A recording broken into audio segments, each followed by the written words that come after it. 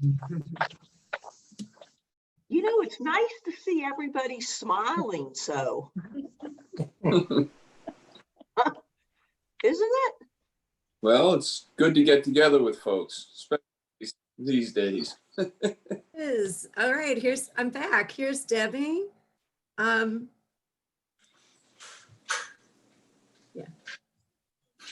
I think it usually shows up if people want to come in.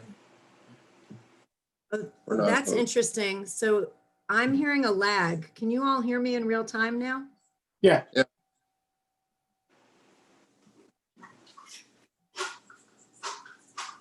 For hosting? Oh, she's co-host. Yeah. Okay, now I figured out what I have to do. I just shut down the YouTube live on my computer, but we're still live streaming. I did it. I'm gonna start giving lessons to my colleagues, even though we had no classes in rabbinical school about this. All right, Lauren, you're in charge of letting folks in. We'll start. It's 10:04. So good morning, Susan. Good morning. Hi. Good morning. Devorah Martin, we can't see you and that's fine. But if you want, you can turn on your video. It's good to see you, or good to have you here. Yeah, my star student made it. Okay, so it's good to see some people I haven't seen in a long time. I saw Rachel. She says that's Ray Gordon. I wanted to welcome some guests, I guess. So Helene is joining us from East Cobb, an old friend. It's nice to see you. Not a long-time friend. Yeah. It's good to see you.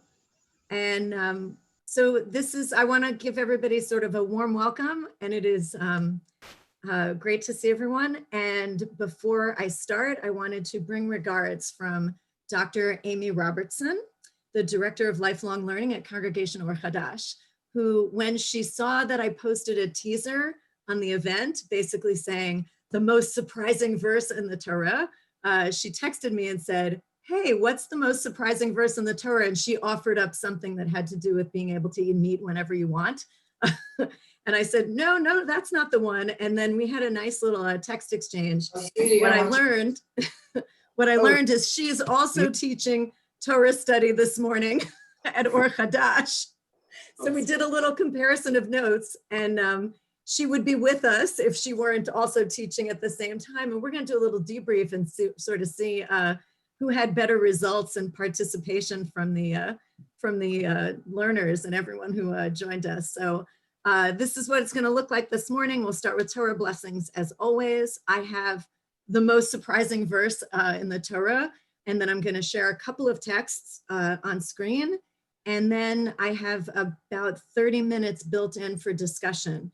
So at any time that we're doing the text study, if you have a thought, an idea, something you want to make sure that we come back to, go ahead and put it in the chat. You're also welcome to sort of jump in and interrupt, but it will be harder for me to see everybody because we're going to be sharing screen. And I don't mind if you interrupt, but we're going to try to keep it orderly. The text study will be the beginning, and then we'll go into full-on conversational mode. And what I promised on Facebook is that we would finish with Kaddish de Rabbanan at 11 o'clock JST, Jewish Standard Time. So give or take a few minutes. But all of this is an attempt to see if we can do it with just a co-pilot and no actual Zoom master. So we're trying out this format for the high holidays.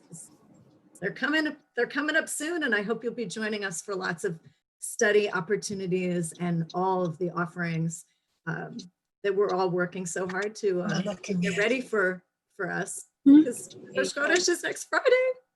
Okay, here we go. So I'm going to share my screen, and we'll start with the Torah blessings. And if somebody would like to volunteer after the first paragraph, the first blessing, if someone wants to jump in and read the English. Of course, now I shared screen, so I can't see anybody raising their hand.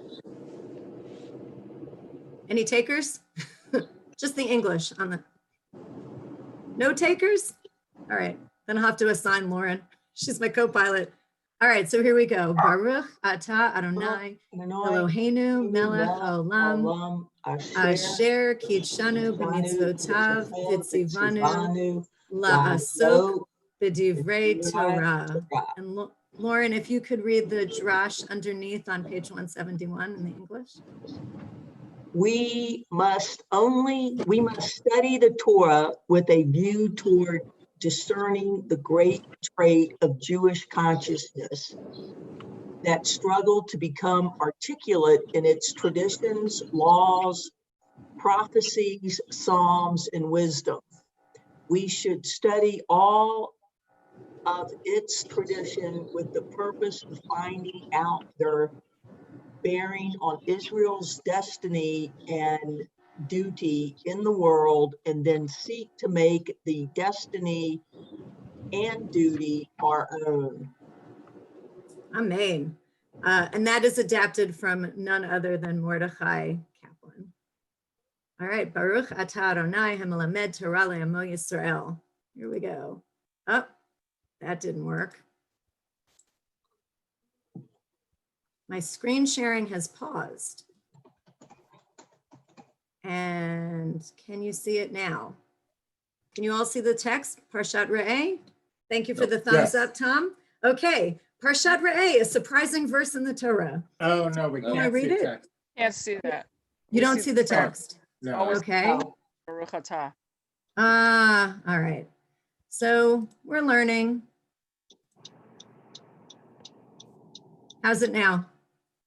Now we Yes. can. All right. I have a slightly different view, but I can see a line of some of you, so that's good. Liza, I see you. Okay. So I would like to start not with the opening verse, but with Deuteronomy 13, verse 1, and we can just read a little bit of context there. But let's start there. So Tom, you were, Paul and Tom, you were, would one of you like to read it in the English? This verse right here. Want to read? Let's read right off there. Okay. Everything that I command you, you shall be watchful to do it. You shall not add to it, and you shall not subtract from it. Okay. I'm happy, by the way, to look at what comes next, but I wanted to sort of let you know when I saw this, I was studying the Parsha. I started like last Sunday. Et kol hadavar asher anochi mitzaveh etchem oto tishmeru la'asot lo tosef, don't add alav to it, velo tigra mimenu, and don't subtract anything from it. And this, of course, is Richard Elliott Friedman, Professor Friedman's commentary and translation, or an adaptation of it. I read this verse and I'm like, where have I heard this before?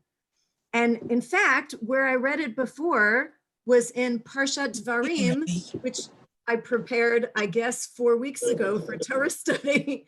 And it's almost the exact verse. So the context of this is Moses is still giving his ongoing speech in the whole book of Deuteronomy. He's talking to the people. He's telling them what to expect in the land. And the rest of this Parsha, Parshat Re'eh, God says, Moses, tell the people, and Moses tells the people, I put before you blessing and curse, choose life. We're going to come back to that theme in another 4 weeks. And here are all the commandments. And as I mentioned earlier, Amy is teaching about all the like crazy kashrut rules, that are found in the Parsha.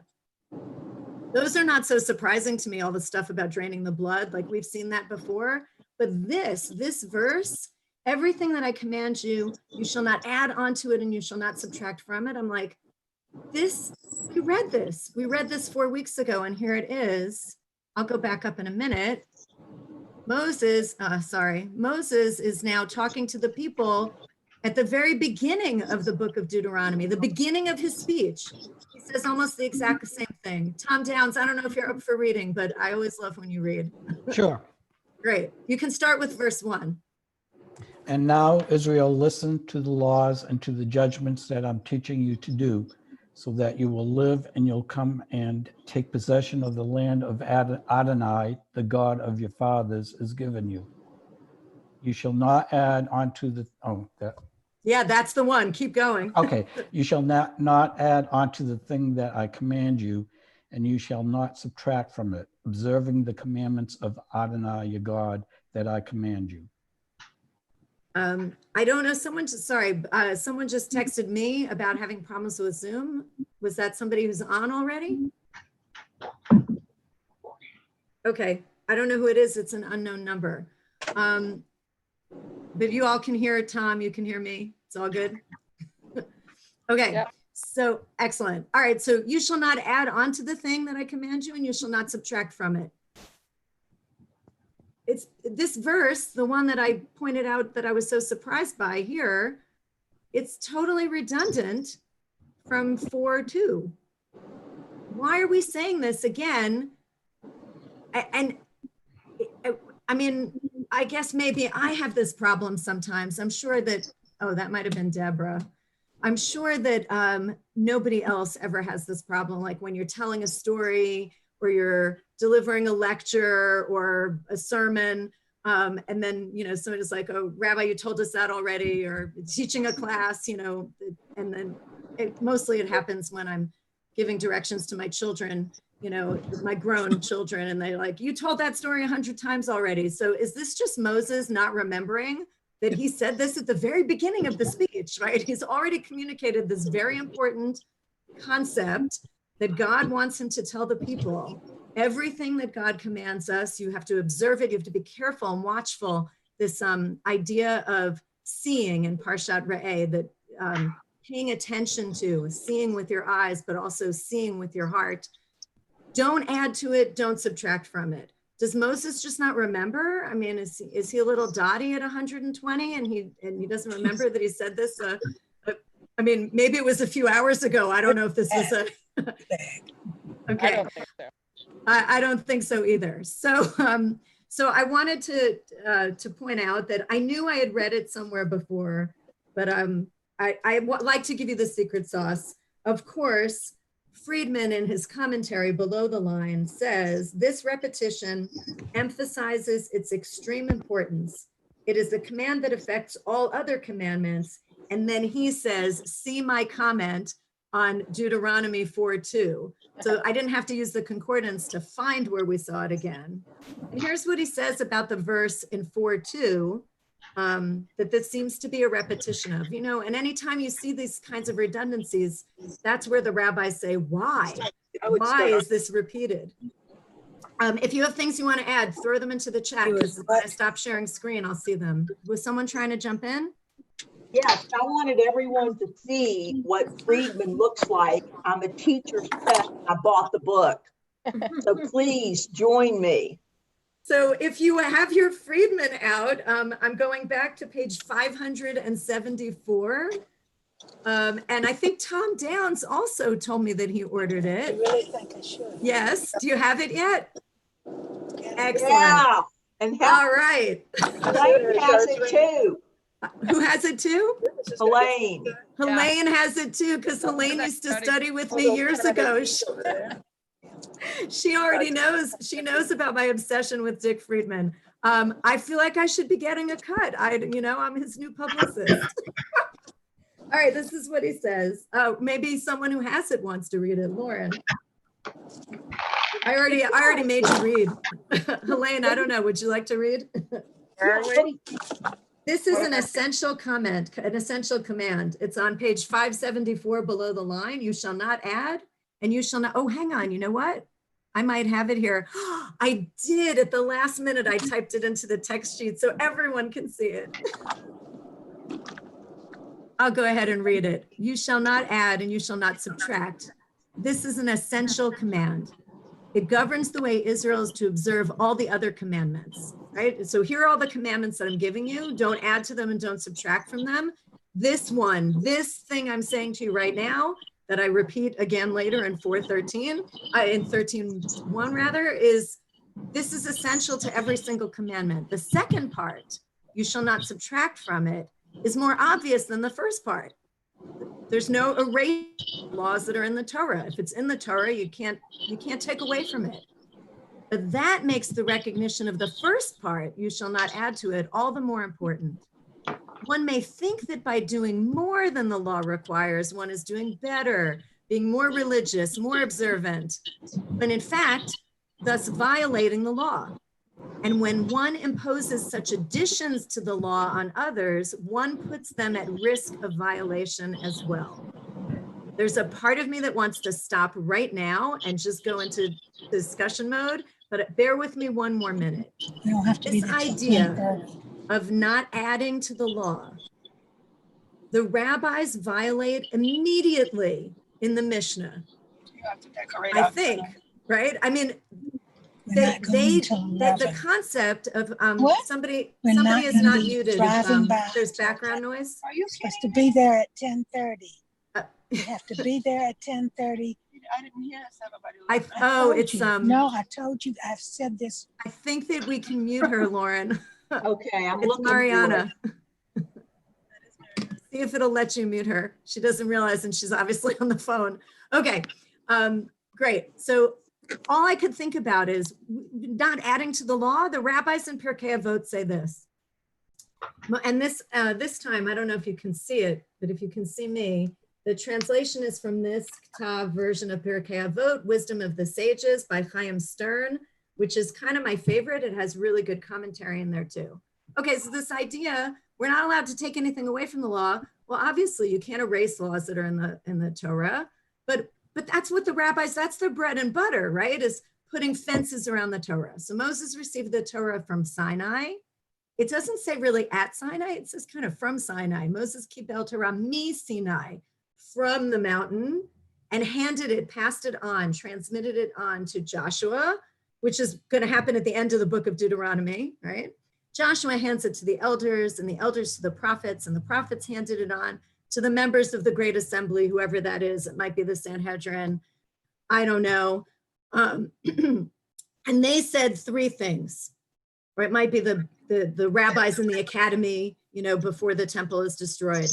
So what are the three things? Be deliberate in judgment. Hevu mitunim badin. V'hamidu talmidim harbeh, and raise up many students, many disciples. V'asu siyag leTorah, and make a fence for the Torah. So this phrase, make a fence for the Torah, is understood by the rabbis that we add on to the actual law that's in the Bible. The law that the law that's in the Torah was great for like biblical Israel, right? And for the people of Israel when they were wandering in the wilderness and when they entered the land. But in the rabbinic period, in the early rabbinic period, they need more laws, right? They need laws to go around the laws. So like the work that was done, the best example of this, the work that was done, the 39 categories of work that the rabbis identify in the building of the tabernacle in the wilderness, in the desert, of the building of the Mishkan, become the basis for the 39 categories of work that are prohibited on Shabbat. So lighting a fire, sewing stitches, because there was some writing or erasing, we don't add or subtract, we don't create or destroy in any of the work that we do on Shabbat because of what was and wasn't done in the building of the tabernacle in the wilderness. And then the rabbis layer fences around fences so that we won't do even something that might potentially lead to the act that we're not supposed to do. And they even add a category of not carrying things from the public domain to the private domain, which didn't exist in the wilderness. That's a total Shabbat law that the rabbis made up. And that's the basis of making the Eruv. So those of you that live in Toco Hills or in certain parts of Sandy Springs, there's a line, it's usually attached to electrical poles, or there's this kind of a string that goes around the whole neighborhood so that it's one domain, so that I can carry my talis in my talis bag, if only I could go to synagogue, right? And I can walk to synagogue carrying my talis bag, because I'm not taking something from my house, which is a private domain, to the synagogue, into the public domain, and then into the synagogue. That's totally rabbinic, and it's a fence. That's the classic example of a fence around the laws in the Torah. So it seems to me the main question that I would like to sort of chat about or discuss, and we're getting there a little bit early, we can come back to Genesis later if we have time, I'd love to stop sharing right now and see everyone's faces. And I guess we're on 2 screens, so I can't even see everyone. I'll try and slide between. Is that I think that human beings, and I know that the rabbis, the early rabbis, were adaptive, creative, innovators, and all we do is violate this law, this injunction, do not add to it and do not subtract from it. I think for the last 2,000 years, that's all we've done is violate this. That's where I'm like, come on. It's not really that surprising. I knew the verse was there. I was sort of surprised to remember and then have Friedman point me there, right? That it's totally redundant. He says it twice. Why? I mean, maybe that's because it's to remind us because he knows. Does Moses know? Does God know? Does the author know that all we do is violate this rule? But I would love to hear from you why you think we violate these rules so much, and also like what are your favorite examples of the way that we add or subtract or observe Jewish rituals today that are your favorite examples of violating this rule? All right. I wonder. Yes, who is that? Heidi? Yeah, go ahead. I wonder if interpretation or guidelines is really violating. So like, go ahead. I think about like my work. There's the state attendance law. That's the law. Then we have local policy. That's the rule. Then every year the guidelines change because the world changes. So like this year, kids log their attendance from home by checking a box. When they come to school, we log it because we see their faces. But the rule, the law, the Torah of it is still the same. You got to take attendance.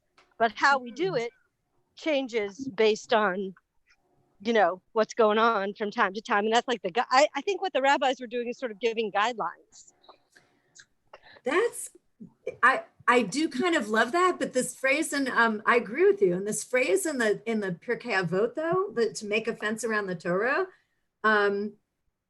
in the sort of like making a fence and adding sort of those how to observe the law, those interpretations sometimes become, and maybe that's the human error part, right? They become more stringent, like they become the law itself, right? The custom becomes the law. Sandra, just jump in, that's great.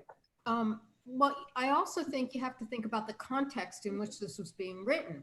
So early biblical time, when we were a small enough community that word was passed down, it was pretty clear what the laws were. As we become more rabbinic, especially after the burning of the temple, and now there's this big diaspora, what I've learned in Daf Yomi is that a lot of the rabbis' rules in the Mishnah were for a world in which people were spread out and they didn't know how to abide by the laws, and they were asking for specifics in terms of how do I carry out this law. Excellent. I think it's so important to look at context and our context now, where we are now, and even Heidi's example, right, in her own workplace, sort of, and we have some lawyers on the call, so I want to hear from them too, right, that this is sort of how it works, the lived practice of the law. Of course, in the Torah, he's talking about rituals, but ritual observances and how we do Jewish, but the rabbis they're creating a whole legal system that involves also practical, torts and governance law, not just religious law. Paul, yeah. Yeah. Not a lawyer, but he wants to jump in now. Of course, always. Because I'm a Jew now, so. Yeah. Anyway, the other thing to consider, though, I think, is that this is Deuteronomy, which is attributed to Moses, but is also the book that was found during the rededication of the temple under Josiah, I think it was. Yep. And so, coming from a Christian background, I kind of look at it like the book of John, which was written like over 100 years after Christ's death, where that's where you see the talk of I am the Son of God and no one comes to the Father except through me and that sort of thing.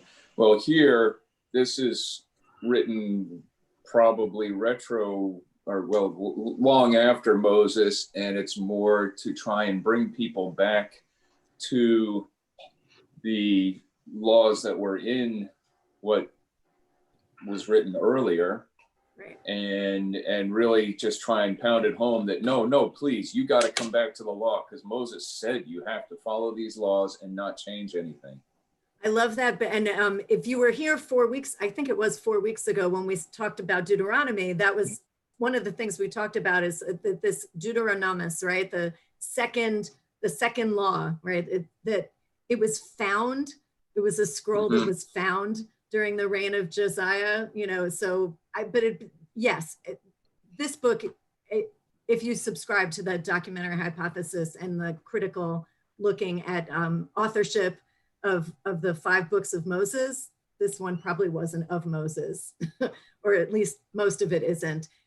Friedman, when we get there, I don't know if we're actually going to get there, but maybe it's between Rosh Hashanah and Yom Kippur, Parshat Ha'azinu, the poem, you know, the poetic parts of the Torah are probably much older.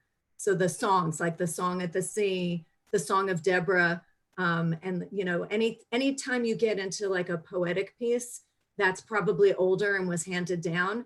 And it makes it into the book where it makes sense for it to be in the book, but it's probably older text. So maybe Parshat Ha'azinu and the poem at the end, the song at the end, isn't from the time of Josiah, but most of it seems to be post Moses.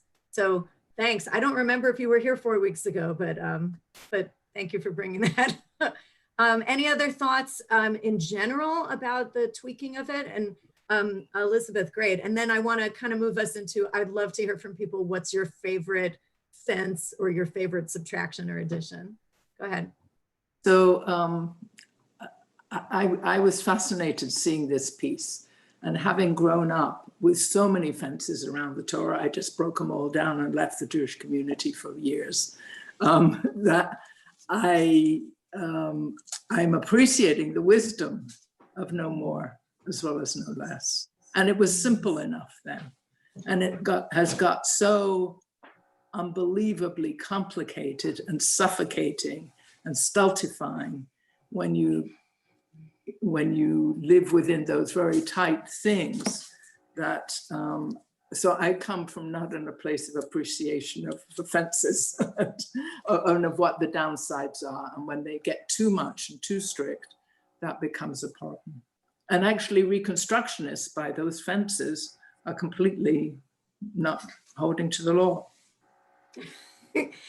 Both in the deconstruction and the reconstruction. Right. Yes, and by the way, I think that's how I find myself now part of this movement. And probably like you, I grew up with a lot of fences, and I was in the business of partially smashing them down, you know, in my youth.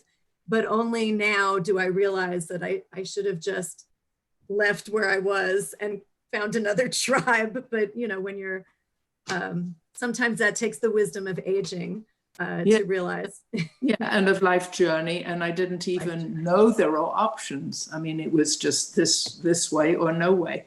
Yeah. Yeah, I knew there were options because I was in school in Philadelphia, but it didn't occur to me to go explore in Germantown, you know. Okay, thank you. Geography matters, right? And now it doesn't matter anymore because we're all in little boxes on Zoom. But that's thank you for sharing that. It's so true that where we came from, where we are in our context, also it has implications in how we read, whether we find this verse surprising or how it hits us in reading it. Can I say something real quick? Yes, Susan. I wanted to say that, and I'm not saying this in a derogatory way, but I wasn't brought up religious, but I respect people that are, because I had a friend that was religious, but when they're not brought up that way, I, did things on the Shabbat, but my mom always said to me that you do what's comfortable for you and that God understands and he knows that you're Jewish and you just do what you're comfortable with. But since this pandemic, I've been participating in a lot of things and it's made me feel great. I mean, I still do other things I like to do, but I participated in a lot. But I like how my mom explained that to me, that you do what's comfortable, but that he won't punish you. You just do what you are comfortable with. Yeah, That's what I I've love said. that in the way that ritual observances and especially prayer and certain personal, like individual observances of the law that are between me and God, like nobody else should be telling me where to put the boundary, where to put the fence. I think it's, and as we move into Elul, yeah, I just let you know, I'm going to be doing a Monday lunch and learn. It's going to be Mondays at noon, Eastern Daylight Time. I'll tell you about that at the end. And those are the kinds of questions that heading into the High Holy Days, it's sort of like, what is this ritual or this prayer doing for me as an individual between me and God? And of course, a lot of the work of Elul and, you know, the work of repairing relationships is about me and other people. And so you have that tension all the time, but the stuff that's between me and God, and it's no accident that later in the speech, it's all these laws about what you can eat and what you can't eat and draining the blood and kashrut. I think it's funny. That's what Amy is teaching about right now. I always said, I choose to keep kosher. This is a law, you know, this is my religious, my observance. And people would, if they were eating a ham and cheese sandwich, or like in the case of my dad, a BLT, say, oh, sorry, Rabbi. And I'm like, you know, I don't care. What you put in your mouth is between you and God, you know. And I say, you know, what comes out of our mouths is much more important because that's between us and the people around us. So I think that it's an interesting, the rabbis make that distinction, right? Which are the commandments that are between me and God, ben adam lamakom, and which are the ones ben adam lechaverim, between me and my fellow Jew, or between me and my fellow human, and that those are the ones that Rosh Hashanah is really asking us to take account of. Yom Kippur is for me and God, right? So, and whether I choose to fast or if I can't fast, or what all of the rules that I'm going to observe on Yom Kippur are nobody else's business. That's between me and God. Right. All right. I think we went a little bit afield. Anybody else want to jump in? Do you have a favorite example? I do. Yes, Joe, welcome. It's often been said that the rabbis have had too much time on their hands just so they could sit around and think about, well, what about this situation? What should we do? Or if that situation. And my good friend Roger Weinstein of blessed memory worked for a Jewish photographer, and they were doing a wedding once. And after the wedding was complete, but before the reception, the grandparent of either the bride or the groom died right there. And so they had to decide, what do we do? Well, of course, they canceled the reception. But then there was the question of, well, should the bride and groom go on their honeymoon? And the teaching was that since the wedding had been completed, then they should go ahead and go. But if the wedding had not been completed, why, then they would go into the period of mourning, a Shiva. So that's just sort of an example of how sometimes it's a good thing that we have all of these rules, although I agree that sometimes they go too far. That's a fascinating example also, because what I thought you were going to say is that they should go because I guess how I would have framed it is that that the laws are for the living, right? That we don't postpone joy, that we don't, I mean, I've been saying this a lot during the pandemic. I said it to Paul and Tom just a week ago, right? That to the extent that we're able, it's so important that we celebrate the happy moments because of course we don't postpone the burial, right? So that it's just a very interesting, I think that actually goes back to what Heidi was saying, is that in each case is singular, you know, and particular to its context and the moment that it happens in. And what I love about the fact that we're rabbinic Jews and we're not Karaites, and we don't read these laws like they're a static list of, you know, you have to do it this way. And there's this this, even though it says we're not allowed to add or subtract, the rabbis basically say, no, context matters, and we have to interpret. And we have to interpret what is the rule, what is the ruling in this specific case, which is why I love Mishnah, because Mishnah is when it's starting to develop that rabbinic mind and the way, that approach to the law. But my first love, of course, is Talmud, because Talmud is all about, in this particular case, right? Ma'aseh shehaya, right? I'm going to tell you just like Joe did, right? Here's a true story. This is what happened. Now we have to figure out, what do we do in this situation? You could just study it endlessly. I think some of you are actually doing Daf Yomi. Someone mentioned it, I know, Ahmad, right? And Sandra, because you send me these little, sometimes emails about what you're studying. I'm doing Daf Yomi vicariously. As everybody know, Daf Yomi is the daily study of a page of Talmud. There are all kinds of ways. You can do a 10-minute podcast of the page of Talmud, and there are many, many ways to access it. But basically, for the next 7 years, it's like a 7-year cycle.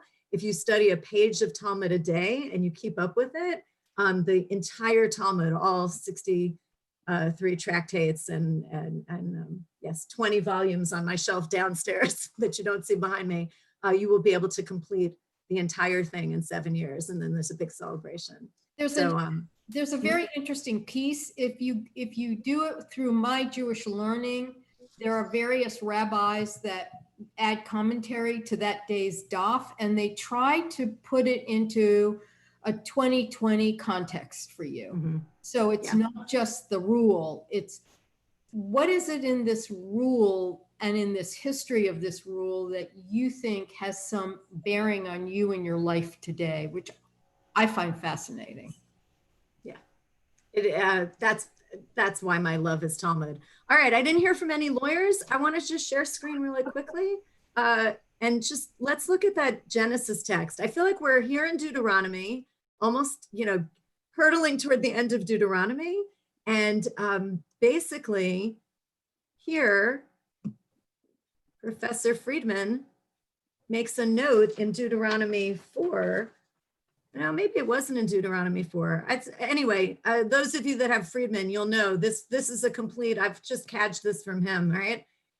He points out the classic example of the human need to innovate and sort of, it's like he points this out and sends us back to Genesis 3, which is the story of the humans, the first humans in the garden.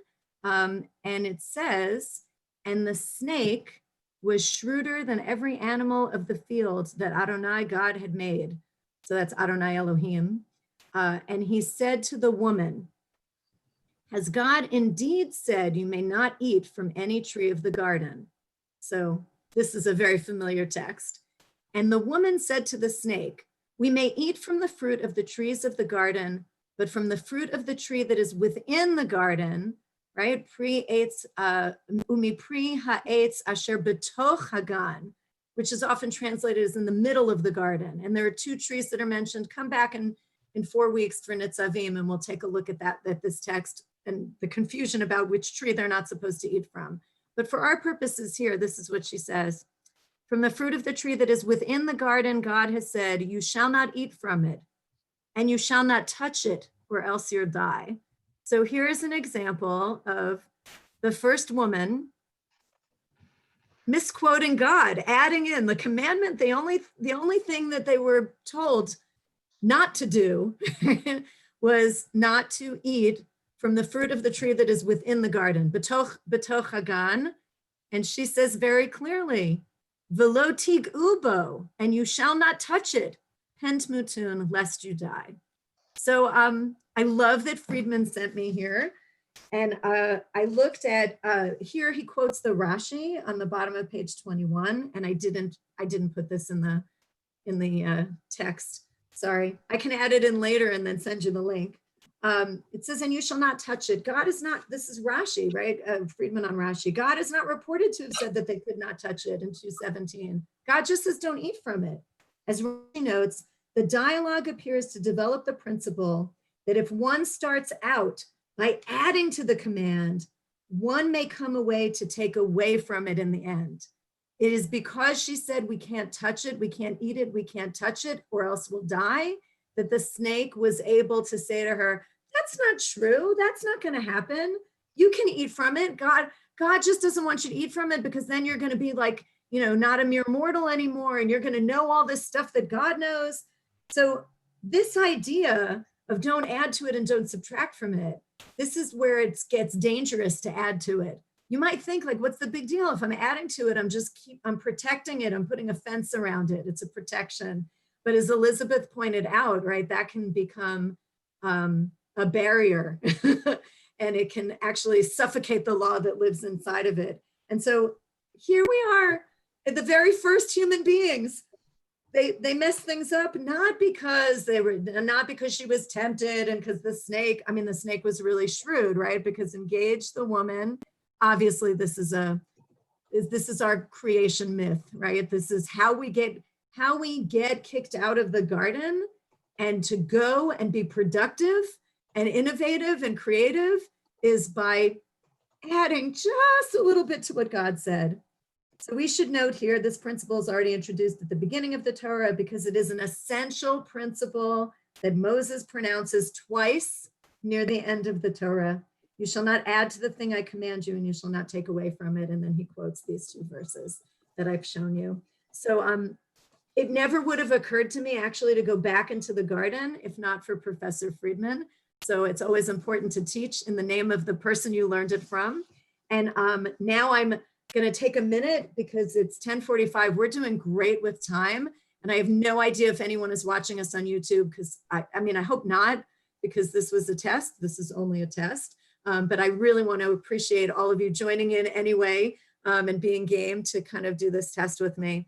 I'm just going to go because I don't have, unless Lauren, is there anything in the chat that you think I should see first, or I'll scroll up for a minute, and I don't want to miss anything you put in there. I don't know whether it was Paul or Tom who asked the brilliant question about how to reconcile this part of the Torah with Reconstruction Judaism, which is all about the progressively evolving Judaism. Exactly. How we reconcile it is we're rabbinic Jews, and the rabbis basically in Pirkei Avot, right? They said, do not put a fence around the Torah. And then the entire Mishnah is adding in, right? It's their layers and layers of interpretation. And then they spend another 3 centuries, writing the Talmud, or, writing down the Talmud and redacting the Talmud and adding in all this case law. And we go into the diaspora, as Sandra mentioned, right? And people start sending letters to the scholars, or they send messengers, or they send rabbis to and from the rabbis that are still in the land of Israel and the rabbis in Babylonia working on that Babylonia Talmud. There's communication between them. How do we do this where we're living? And so in a sense, I always grew up, it was conservative Judaism, right? We're the inheritors of rabbinic, of the Mishnah, and tradition and change was the watchword. But Reconstructionist Judaism is the child of the conservative movement, and it's that same approach that we have to look at. It just the only difference, I think, between the conservative movement's approach and the Reconstructionist approach is that it's a hierarchical approach in conservative movement. The rabbi is the one who has the authority. The modern rabbi has the authority to dictate, because one of the other questions was, why are some more stringent interpretations and more and less stringent interpretations? Those are not adding and subtracting. That's the rabbi's power to be the Mara Da'atra, the legal decider for his or her community. And that's the Orthodox. But by the way, the Orthodox does it too, right? They're also rabbinic Jews, but they have a much more closed view of what that tweaking and that reconstructing can entail, or that interpretive mode can entail, and who has the authority to do it. Right? Only an Adin Steinsaltz, only a Gadol, only a great scholar is the one who is going to, in the Orthodox world, is the one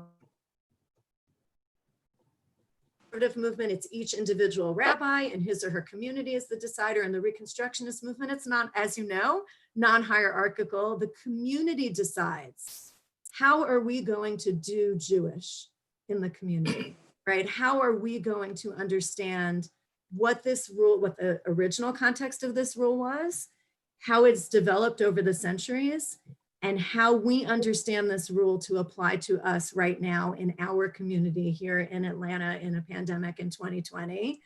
And so it's kind of, it's not even like democratic that everybody gets a vote. I almost feel it's more consensus building, and more like the Quakers, right? Or the Quakers that I studied with in Philadelphia, that it was important that there's a community consensus about how we do things. And it doesn't come from the rabbi down. It comes from organically from the community that is actually practicing and observing and being Jewish in this way to say what the communal norms are. So does that answer the question? Yeah. Yeah, I think so. I just have a comment and then another question. It seems then that Rabbinic Judaism and Christianity are really just branches of the same movement that came about around 2,000 years ago. Yes.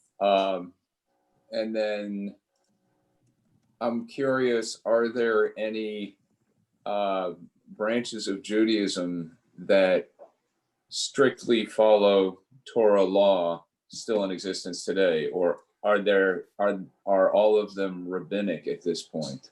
Great, area. It's a great question.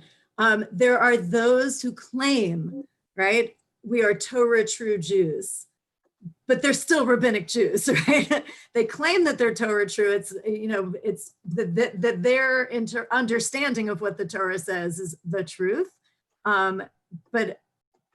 And Friedman always says this, we're all rabbinic Jews. We're living in the rabbinic period of Judaism.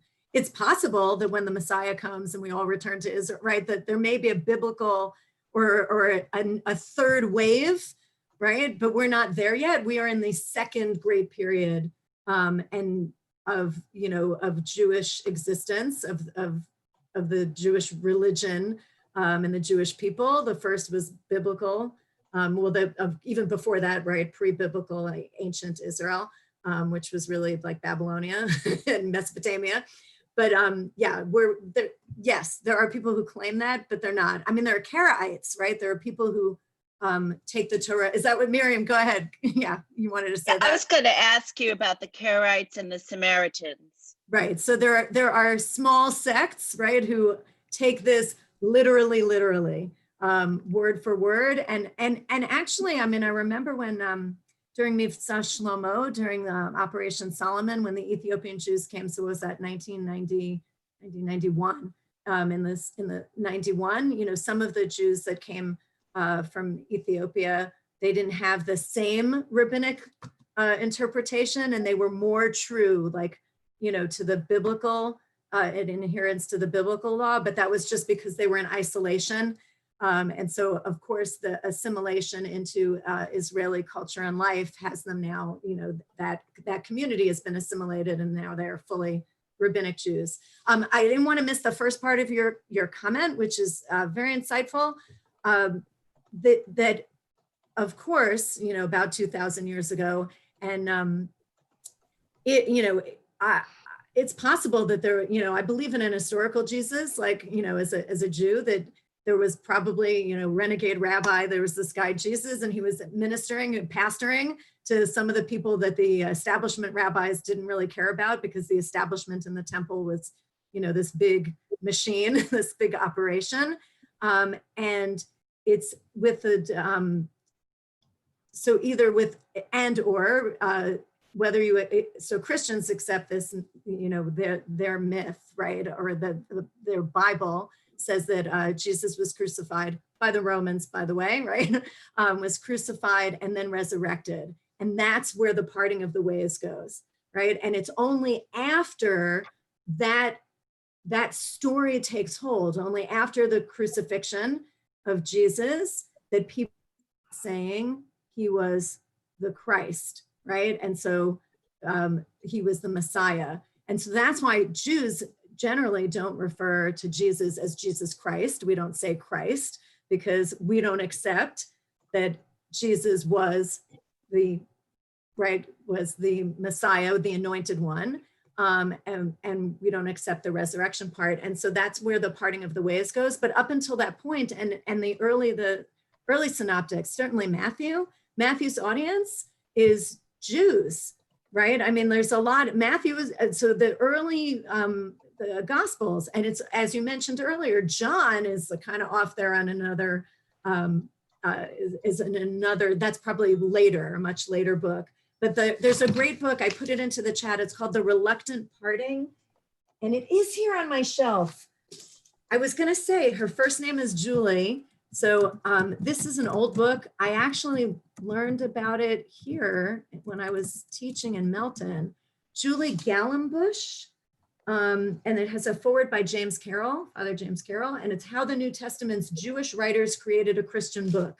And it talks a lot about how that happened, how it became that one went off to be Jewish and the others went off to be Judaism, you know, this new kind of rabbinic Judaism. So as you can see from all of the, yeah, it's really good. And so, yeah, that's what I would recommend, definitely.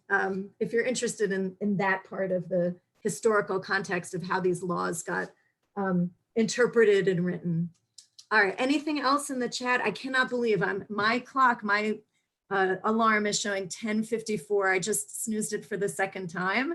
And if we're really going to do this, does anyone else, any last minute thoughts, comments? Do you want, yes, please. And then we'll say Kaddish. Elizabeth. So when I heard you say that the decision in Reconstructionism is consensual, it seems to me that it really requires a very educated community. Yes. Otherwise, it becomes divorced from the root and divorced from. And is that true? Is it through a council of rabbis? So there is. I mean, the Reconstructionist Rabbinical Association does make statements, and that is the governing body of the rabbis. So there are things that we can't do, or that we rabbis, Reconstructionist rabbis, can say that our governing body has rules for us. But I think that each individual congregation, each community, chavurah, whatever it is together in consultation with the rabbi, deciding what those norms are. So it's more like a federation or a big umbrella of lots of different communities, which I think is also in some ways is true of the Orthodox movement, right? There's no real one orthodoxy, but where the authority lies is in complete polar opposite ends. But I agree with you that it does mean that if we are all invested in the process of deciding what these observances and laws mean to our community, it is incumbent upon us to be educated about it. I love what you said. Otherwise,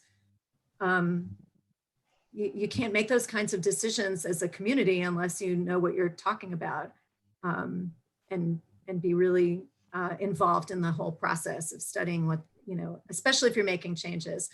So I got a wave that Susan Birch is waiting. So Susan, and then Miriam, and then Heidi she made it to Refuge Coffee, so she had to hop off. So I want to make sure we get to Kaddish so that we have a minyan. This is, you know how when you were saying that with Jesus, I know we believe in who we believe in, but sometimes people would say to me, you don't believe in Jesus. How do you explain that to them? What's the best? Yeah. So that's, you're talking like with some, I've experienced this as my children have when they were like 8 years old in third grade, people witnessing to them. That never happened when I lived in New York, but it happened a lot actually since I moved here to the South. So, people will say that because there are Christians, right, who it is their responsibility to save us, right? Because we're going to hell if we don't accept Jesus as our savior. And the way that I explain that is that I'm Jewish, and that Judaism teaches that when God sends the Messiah, that we don't believe in the resurrection of Jesus, that Jesus was the Messiah and was resurrected, because Judaism teaches, Audrey, you can help me on this, from the ISN, right? The Interfaith Speakers Network. Judaism teaches, it's always in the third person, or my faith tradition teaches that when the Messiah does come, he will not die, right? There are certain, there's no death and resurrection in our belief in the Messiah. And so that's what my faith teaches, right? And I make it not, I believe, or, stop trying to save my soul. But I learned that in the Speakers Network, that we say Judaism teaches and make it in the third person. Yeah. Thumbs up from Audrey. She's been to some of those trainings. And okay, Miriam, and then Helene, and then we have to say Kaddish, because I didn't do a quick count, but I think we still have 10. Yeah. Okay. I just wanted to make a comment on something Rabbi Pamela just was talking about, the Reconstruction movement. I am a member of CBH as an associate member, because I'm still in Charleston, South Carolina. But my shul here in Charleston, which is conservative, we just went through the process of hiring a new rabbi. And the congregants really didn't have much say about hiring the new rabbi. It was the board who decided, and through the process with the RRA in New York City. And when I read the bylaws in CBH, I was really delighted and surprised that to hire and bring on at CBH, you really need the consensus of the entire congregation. So that was a real eye-opener to me, a delightful one. Miriam, I can comment on that, because one of the things that's amazing to me about the rabbinic hiring practice is that it is totally against what I would call free law. Each of the rabbinic schools completely control the process. They control which candidates each synagogue can interview. It's something that the rest of the world would never get away with. But in the rabbinic community, I'd love to talk to you about it another time, but it is an amazing closed process. And the Reconstructionist school tried to do it to the CBH, but they didn't have anybody in their graduating class. Otherwise, they would have insisted on who we hire. And what happened was that all their candidates already had jobs. That's the only reason we were able to look elsewhere for rabbinic candidates. It's very interesting. I can also just very quickly say that I was surprised also in that process, particularly at CBH, that consensus, right, that it went to a full congregational vote.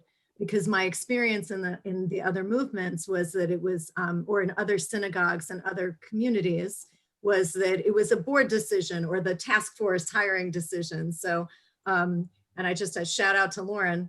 You know a lot about this because we were both involved in that process of my arrival. And it is true that there's some controlling, and it's because the rabbinical organizations that the graduates become members of, it's like a union, right? I mean, so it's completely like a union. So that's why it's much more controlled, but there's always a period of time that if no candidates, were found from that particular union, right, from the RRA, that you're allowed to open up the search and allow, but you usually have to get special permission to allow members of a different movement, rabbis from a different movement. I was lucky because I was joining the RRA at the same time that I was applying for the job. And, so I was already in process of, and I wasn't a member of another movement at conservative movement. So phew, otherwise I wouldn't be here with you today. All right, I just got was Helene, were you waiting too? No, but Ahmad, was there a hand raise? Were you waving? Yes, but no, I forgot. No, I'm kidding. I wanted to comment earlier, but I needed my coffee to kick in. I just quickly, at the beginning of the session, we were talking about Dafyomi every day. I read it and I was like, oh my gosh, the verse you said, it contradicts everything I read almost on a daily basis. And then I thought about it, like different opinions within the same religion. It's a great thing because we're adoptive and maybe they're all correct. We just, you know, it's the same religion, just different path toward the same God, the same thing. So instead of being divided, it's just different opinions that work for us. And I was thinking about when I go to a doctor, for example, to prescribe a medication, maybe the side effect doesn't work for me. So I'll go back to the doctor to get another medication. So it's very basic, but that's what I've been thinking about. No, that's great. I'm glad your coffee kicked in. Okay. Thank you. And I want to just thank everybody who helped me out by putting into the chat. Someone else raised their hand. Someone else raised their hand. The hardest part about being on Zoom and not being in the room together is I can't see everybody, you know, it's like reading the room. You can't read the room. And, you know, I keep trying to look at the camera because I know that's what I'm supposed to do for all of you. Then it doesn't look like I'm sleeping, but I want to look at the person who's talking. And then I, you know, the peripheral vision sometimes lets me see someone waving, but so thank you all for being my backups. And I wanted, yeah, great analogy. I wanted to do, are there announcements? Because we should do that before we, nobody from the board is here with actual announcements. Okay, so then I'm just gonna do shameless plugs. What is it? Your Jewish Bridge, that's what it's called. I would love to tell everyone if you are interested in more study opportunities and the lunch and learn, if you're a weekday learner too, and you are available, see, I can't do two things at once, and you are available for a lunch and learn, all of everything, both CBH and Your Jewish Bridge offerings are almost all up on the calendar page now of the newly designed and beautiful, updated by Hannah Podhorser, Your Jewish Bridge website.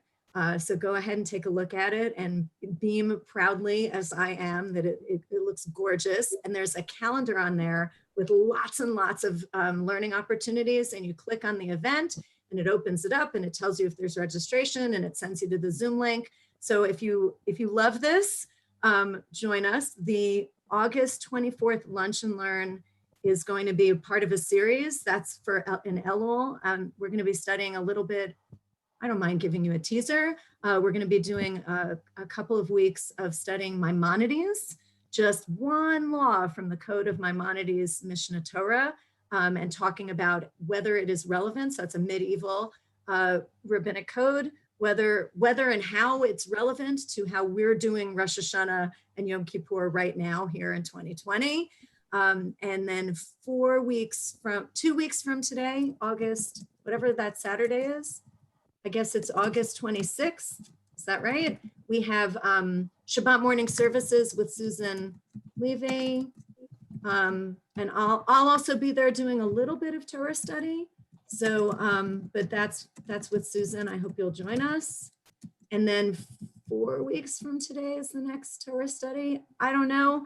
I put the calendar up and then I let it leave my mind so that I could focus on other things. But go ahead and consult the CBH calendar, the Bet Mail.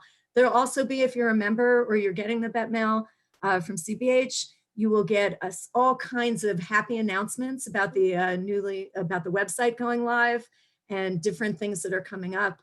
And I apologize in advance because if you have emailed me even once in my first year at CBH, then you will probably get it twice because it's going to go in a Rabbi G letter or in the Bet Mail. But I'm also going to send to everybody in my Google contacts how to subscribe to the newsletter, all the upcoming events and lots and lots of exciting things in Elul. But don't worry, I'm not going to be tired by Rosh Hashanah. I'm going to be energized. And also the challah baking. That one requires registration. So look for the challah baking one. I had sent it to Sandra because I know she was interested. All right, so I'm ready to share screen again in a moment. Does anyone have names that they want to say who they're saying Kaddish for, and then we'll do Kaddish D'Rabbanan. You can put them in the chat or just unmute yourselves. Kitty Williscroft.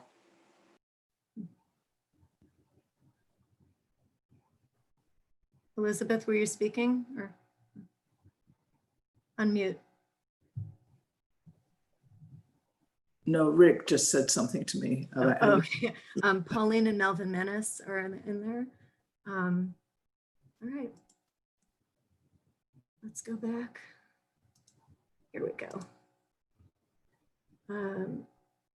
If you have a Siddur, it's page 172. And here it is.